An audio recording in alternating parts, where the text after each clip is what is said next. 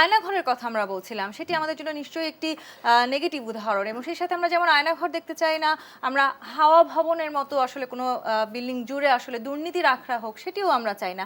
সেই সব কিছু থেকেই আমাদের বেরিয়ে আসতে হবে। সেগুলো থেকে আমরা নিয়ন্ত্রণ করব কিভাবে নিজেদেরকে, শাহীন চৌধুরী?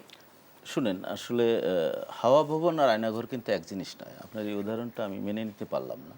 না, আমি দুটোকে এক জিনিস বলিনি, কিন্তু বলছি না। আয়নাঘরে যে ধরনের কর্মকাণ্ড হয়েছে আয়নাঘরটা কিংবা ছিল হাওয়া হলো ভবন একটা ঘিরে টর্চার আসলে সেল, যেরকম কর্মকাণ্ড হয়েছে। জি। টর্চার সেল, যেখানে গুম করে লোককে, যে তার নিজের শরীরের দেখতে পারতেন না, মাটির নিচে আপনার 4টে ফ্লোর পর্যন্ত আয়নাঘরের মানে লোক রাখার ব্যবস্থা আছে।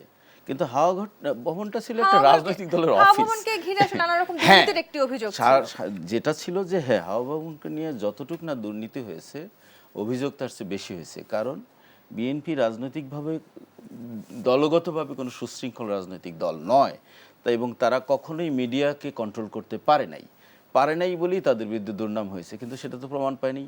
কারণ এই তারেক রহমানের বিরুদ্ধে হাজার হাজার কোটি টাকার দুর্নীতির অভিযোগ উঠেছিল, কিন্তু আওয়ামী লীগ ক্ষমতায় আসার পরে গত 11 সরকার যে তারেক রহমানের বিরুদ্ধে যে মামলা করেছিল, ওই মামলায় তো এই আওয়ামী লীগের সরকারেরই এক জাজ তাকে বলছে যে তার বিরুদ্ধে কোনো মানি লন্ডারিং অভিযোগ পাওয়া যায়নি। অতএব হাওয়া ভবন নিয়ে যে অভিযোগ ছিল সেটা সর্বৈব মিথ্যা। কিন্তু আয়নাঘর এটা একটা ভয়াবহ জিনিস।